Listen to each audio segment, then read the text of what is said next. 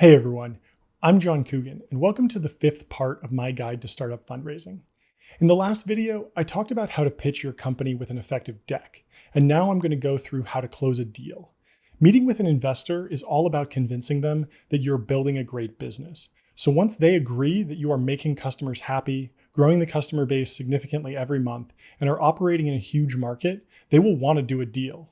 Before you focus on any legal documents, you need to outline the terms of the deal verbally or over email to make sure everyone is in agreement.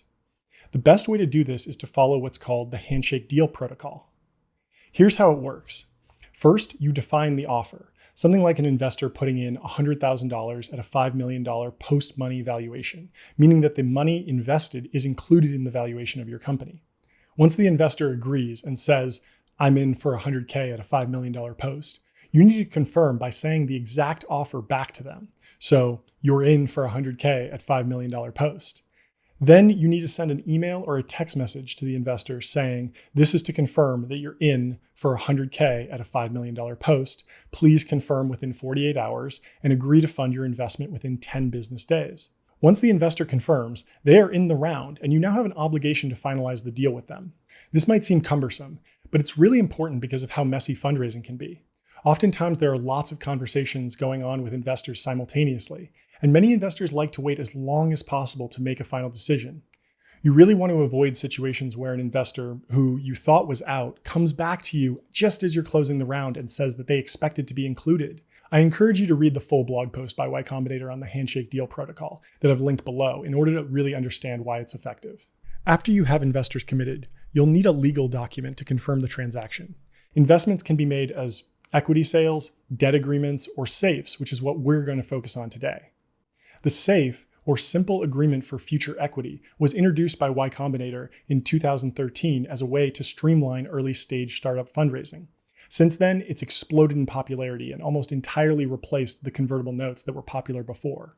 Before we get into exactly what a SAFE is and how to use them effectively, let's go over some startup history. In the first decade of the 2000s, most seed rounds were done via priced equity securities, but convertible notes took over in 2010 and became the dominant financing vehicle. They were much faster to execute than equity rounds, but because they were debt, they typically had interest payments attached that often became cumbersome for startups. Y Combinator has focused on reducing headaches for early-stage companies so that they can focus on building great businesses. Investors have tons of experience doing deals, whereas first-time founders don't typically have experience or know what to expect. I've heard lots of horror stories from founders who raised money early outside of Silicon Valley on non-standard terms and wound up giving away over 50% of the equity before even getting to market. YC acts somewhat like a union for early-stage founders. By publishing standard documents and outlining what founders should expect from investors, they level the playing field a bit and stop these terrible deals from happening.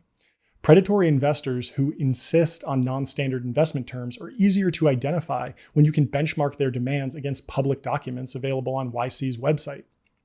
And it's not just startups that have been plagued by complex and harmful legal documents.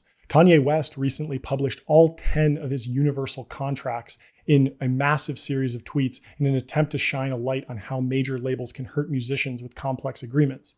He actually said that he wants to create a Y Combinator for the music industry to give artists more transparency and prevent lifelong deals from holding back promising careers.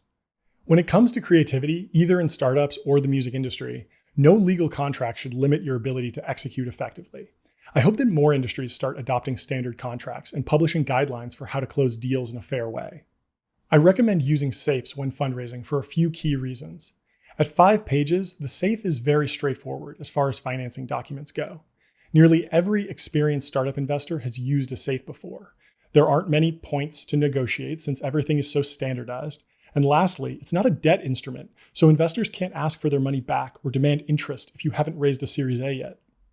A standard SAFE contains just 5 sections. The first describes what happens in different situations, like a Series A, acquisition, IPO, or even bankruptcy. The second section outlines definitions for the contract.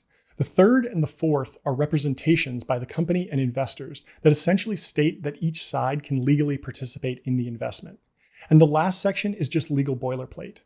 The entire document is very readable, so I recommend reading all 5 pages before you fundraise. The SAFE is designed to standardize as much of the investment process as possible, so you should only need to be negotiating the amount of the investment and the valuation cap. The investment amount is how much the investor will actually be sending you, and the valuation cap is the maximum valuation that the safe will convert into equity at. If you wind up raising your next valuation below the valuation cap, your previous safe investors will get a larger portion of the company, so be aware of that. It's standard practice to use post-money safes now, so that makes calculating the investment amount very straightforward.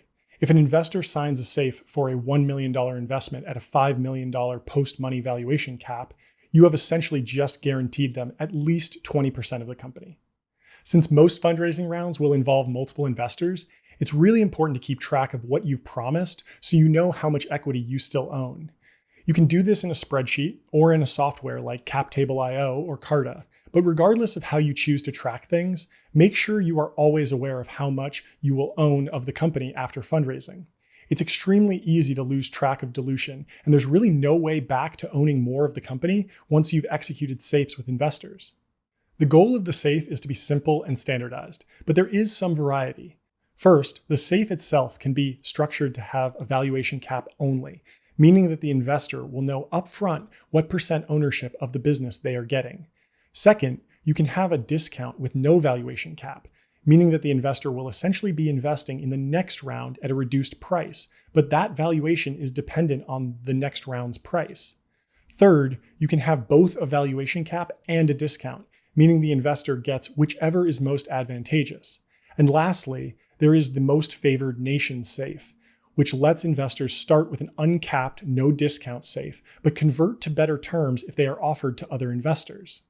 Investors can also ask for side letters that give them extra rights beyond what the standard safe would. You need to be careful about these since some side letters can have dramatic impacts.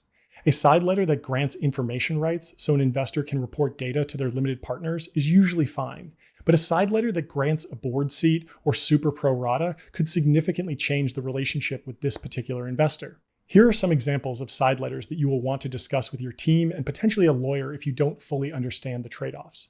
Some of these can block your ability to sell your company down the road or make Series A investors less interested in funding the company. These clauses used to slip into financing agreements all the time without much oversight. But now that the safe is so common, founders have to explicitly understand what they are agreeing to. Part of what makes the safe so resilient to tricky additions is the second line. It basically says that both the company and the investor agree not to deviate from what YC has published on their website. If you ever see this line missing from a safe, you can be sure that the clauses below have been altered and you will need to review it very carefully. So, to summarize, in most situations, it's best to use a standard post-money safe with a valuation cap and no discount. Once you're comfortable advancing from handshake deals to safe closings, you can start to deal with requests for side letters or different terms as they come in. If it's a big investor who you are really excited to work with, it might make sense to deviate from the standard terms, but always consider what that will mean for other investors. You don't want to wind up in a cascading situation where you keep giving extra favorable terms to more and more investors.